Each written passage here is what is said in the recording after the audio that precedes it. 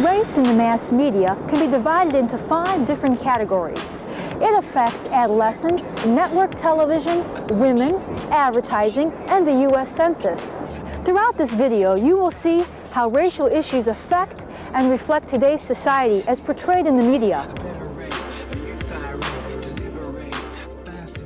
You have the gang bandana. You have a gang patch on there, which means they're packing. You have the overalls with the one strap. I looked at the entire package and, quite frankly, did not catch the image problem. I see it now, and I would probably change just about everything about it. I myself work in a school, and I see both, white and black that dress like that. I guess it's all on how you perceive it, but I don't think that it was stereotypical because both black and white dress like that, certain ones. Keep booze commercials off TV. President Clinton is calling on hard liquor makers to continue their ban on radio and television advertising. In 1996, Seagram's ran commercials on a Texas TV station. Mr. Clinton says the 50-year voluntary ban protects children. The president's position could have a political cost. Seagram's is run by a family of important Democrats. Say goodbye to Joe Camel and remember what a cigarette billboard looks like, because every single one of them is coming down. It's over. You will never see another billboard for tobacco in this country. So many TVs, so many choices, so much confusion.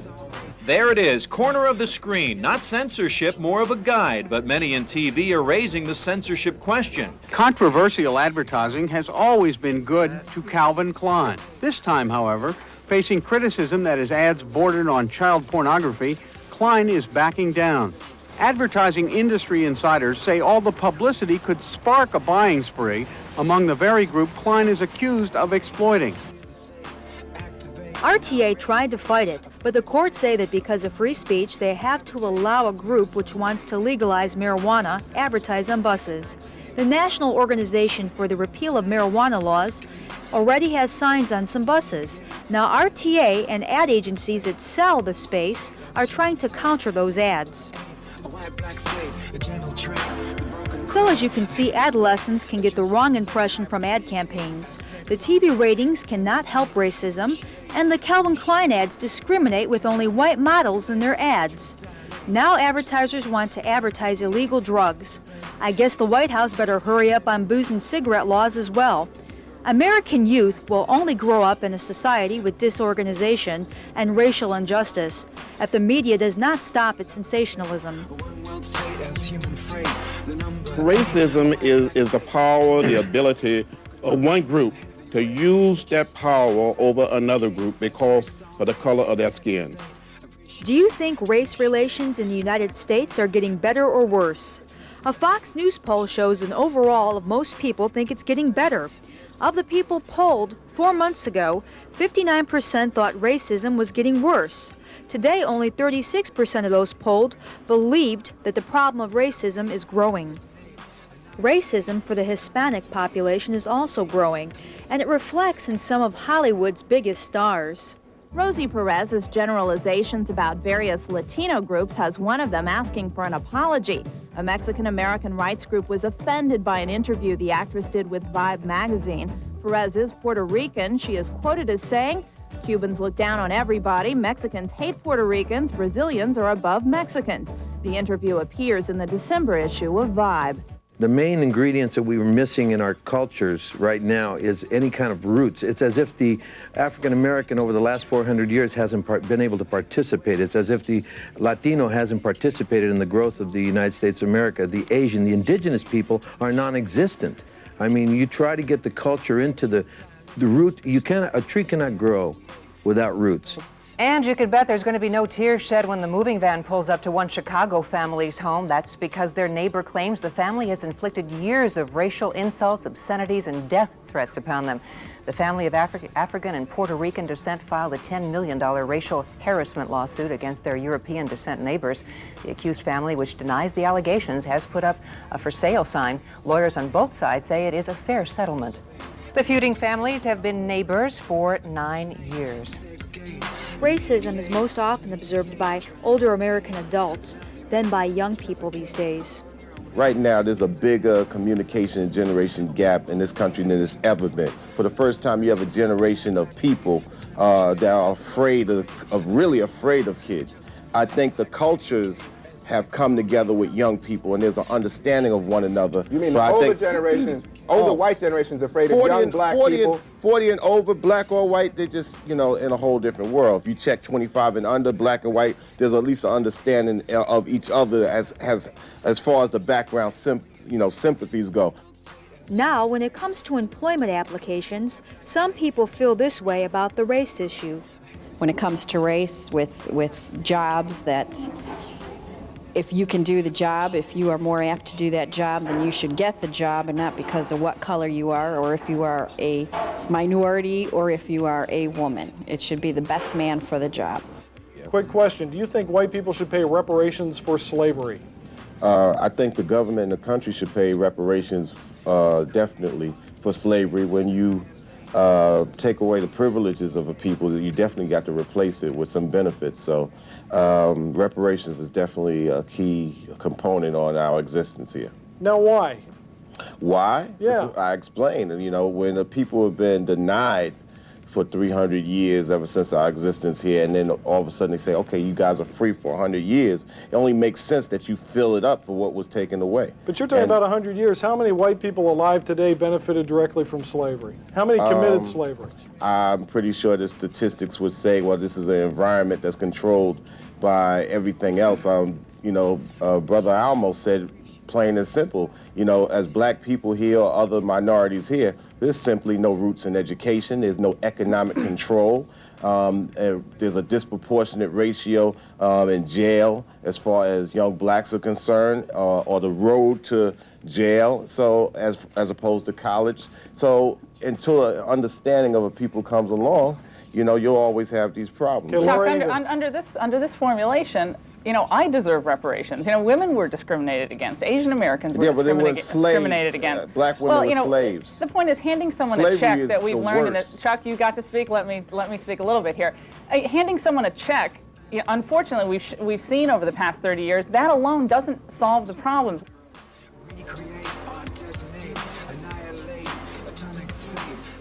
It was all smiles at the 11th annual Girls Incorporated Luncheon held in New York. The nonprofit youth organization was there to release the findings of Recast TV, a year-long project where these girls and hundreds of others analyzed what they saw on television. Too often, women have a certain prototype, they're thin, most of the time they're white, and say, for example, most of the time they're focusing on their cleavage or on their belly, and they play secondary roles. They think that there's not enough reality-based portrayal of girls. They think that they could learn a lot more from characterization, from intelligent problem solving, dealing with reality. The girls' findings were then passed on to the project coordinator.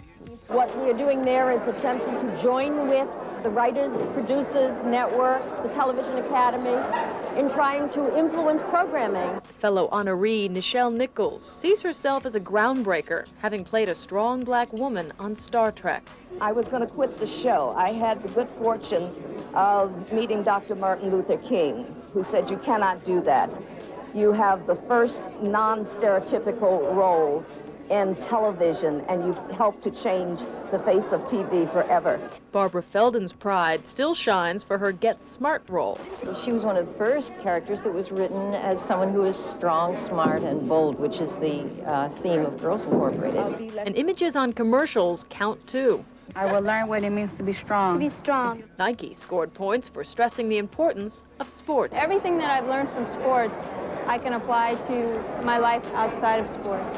I'll be back with you tonight at 10 with all the day's news. How do women feel about female news anchors being replaced when they age, while older male anchors continue in broadcasting? I think there should be a younger guy taking the guy's place too, if they're doing that for the women.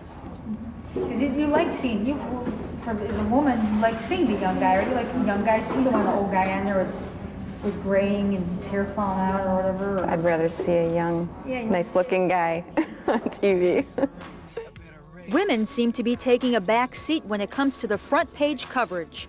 The latest results of the Women, Men, and the Media study found men are involved in 85% of newspapers' front page stories and also dominate the local and business pages. When women were covered, they were either the victims or perpetrators of crimes. Women in power receive little coverage, either as newsmakers or as sources.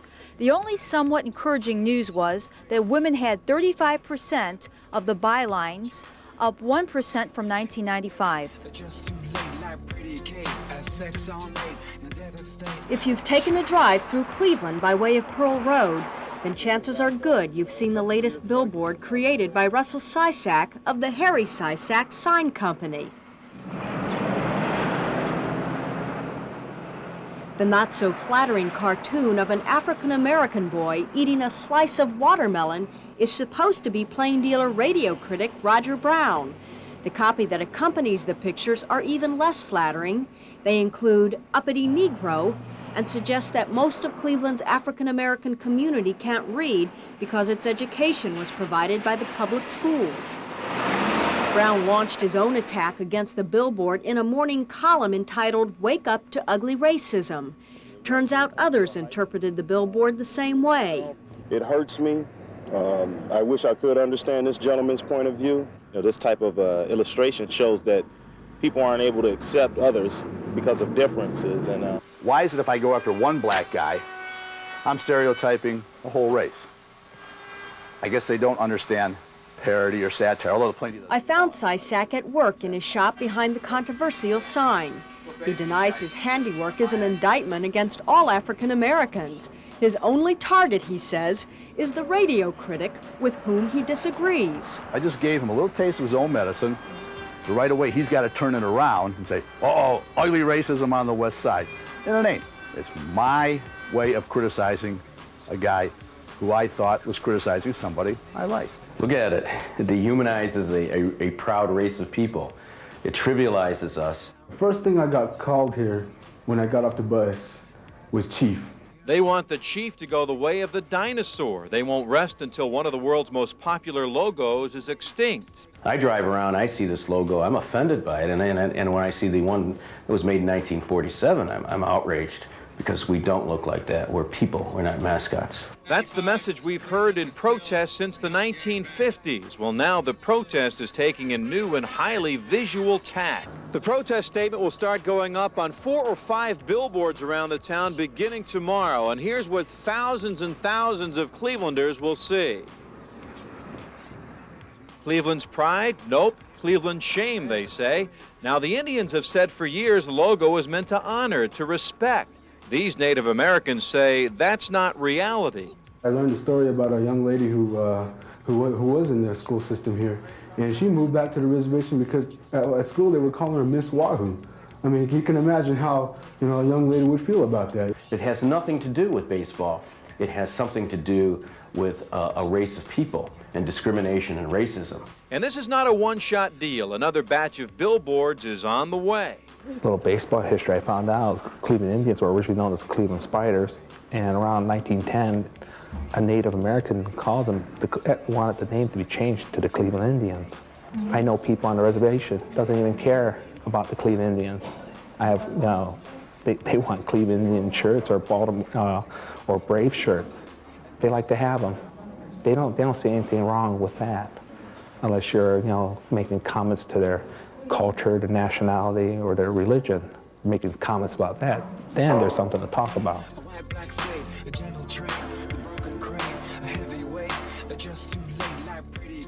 Many of us are proud of our ethnic heritage, but do you want it reflected on the census? The president of a German-American group in Cincinnati says we should continue to have that choice.